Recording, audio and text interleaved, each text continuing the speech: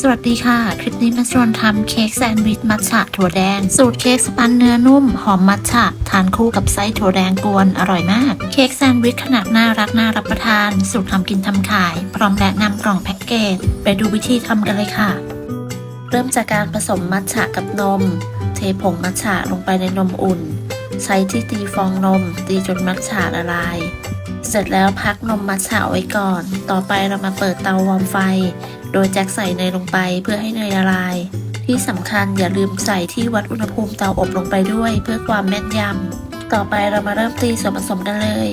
ใส่ไข่ลงไปแจ็คใส่เป็นไข่ไก่เบอร์2จำนวน4ฟองตามด้วยน้ำตาลทรายน้ำเปล่านมมัทฉะที่เราผสมไว้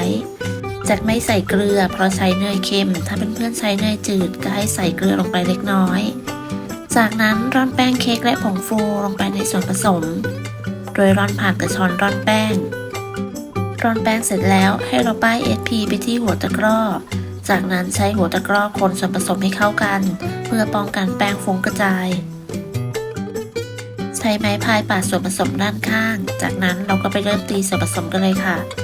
เปิดสปีดความเร็วสูงตีส่วนผสมให้เข้ากันแจ็คตีไปประมาณ1 นาที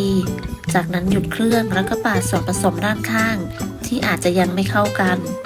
เสร็จแล้วเราก็จะเปิดสปีดความเร็วสูงตีส่วนผสมต่อใช้เวลาตีประมาณ5 นาทีจนกระทั่งส่วนผสมข้นและมีลักษณะสีอ่อนลง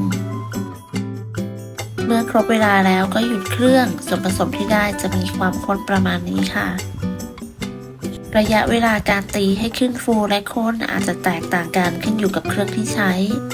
จากนั้นจะเปิดสปีดความเร็วต่ำทยอยใส่เนยละลายลงไปโดยเทใส่ลงไปเป็นสายจนกระทั่งเนยละลายหมดใส่เนยละลายหมดแล้วแจ็คปรับสปีดเป็นความเร็วกลางตีส่วนผสมให้เข้ากันประมาณ2 นาทีเมื่อครบ2 นาทีแจ็คปรับลดความเร็วลงมาเป็นความเร็วต่ำตีต่ออีก1 นาทีหรือจนกระทั่งส่วนผสมเนียนเสร็จแล้วให้นำส่วนผสมไปตักใส่ถ้วยแจ็คใช้เป็นถ้วยขันข้าวเบอร์8วางด้วยกระดาษจีบเบอร์3220วันนี้จะทำออกมาได้13ถ้วยนะคะแต่ละถ้วยจะตักให้น้ำหนักอยู่ที่ประมาณ38 กรัมหรือประมาณ2 สกู๊ปไอศครีมเป็นสกู๊ปไอศครีมขนาดประมาณ5 เซนนั้นก็นำเข้าอบกันได้เลยอบที่อุณหภูมิ170 องศาใช้ไฟบนล่างไม่เปิดพัดลมจะใช้เวลาอยู่ที่ประมาณ15 นาทีขึ้นอยู่กับเตาของแต่ละท่านด้วยเมื่อครบเวลาก็นำเค้กออกจากเตากระแทกพิมพ์เบาๆให้เค้กเซ็ตตัว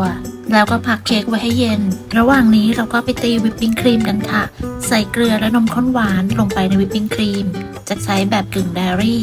จากนั้นตีวิปปิ้งครีมให้ขึ้นฟูเป็น2 เท่าระวังอย่าให้แข็งเกินไปนะคะเสร็จแล้วเราก็พักวิปปิ้งครีมไว้ในตู้เย็นก่อนเค้กที่เราพักไว้จนเย็นแล้วเดี๋ยวเรามาประกอบกันค่ะจากนำกระดาษออกแต่ละถ้วยจะได้เนื้อเค้กที่นุ่มแล้วก็เนียนแบบนี้เลยค่ะเนื้อเค้กนุ่มมากไม่เป็นไตหน้าเค้กไม่ยุบก้นไม่หดนะคะจัดการแบ่งเค้กแต่ละชิ้นออกเป็น2 ส่วนให้เท่าๆกันเสร็จแล้วพักใส่ถาดไว้ก่อนเมื่อเราผ่าเค้กแต่ละชิ้นเป็น2 ส่วนแล้วก็จะนำแต่ละส่วนมาผ่าตรงด้านที่เป็นรอยโค้งโดยผ่าลงไปอย่าให้ขาดแยกออกจากกันเดี๋ยวเราจะใส่ไส้ตรงกลางตรงบริเวณที่เราผ่าเป็นลักษณะเค้กแซนด์วิชจากนั้นมาเตรียมไส้ถั่วแดงจะใช้เป็นไส้ถั่วแดงกวนสำเร็จรูปนะคะตอนเตรียมไส้จะไม่ได้ชั่งนะคะว่าใช้ทั้งหมดกี่กรัมก็กะปริมาณเอาจากนั้นจะนำไส้ถั่วแดงมาปั้นเป็นก้อนกลมเล็กๆเสร็จแล้วเรามาเริ่มตกแต่งกันเลยบีบวิปปิ้งครีมไปตรงรอยแยกที่เราผ่าไว้จากนั้นวางด้วยไส้ถั่วแดงเสร็จแล้วก็ตกแต่งให้สวยงามตามชอบจะตกแต่งเพิ่มเติมด้วยมัดเมลโล่รูปดอกไม้เป็นของตกแต่งเค้กที่หาซื้อได้ง่ายๆทั่วไปและราคาย่อมเยาเพียงเท่านี้ก็เสร็จแล้วค่ะ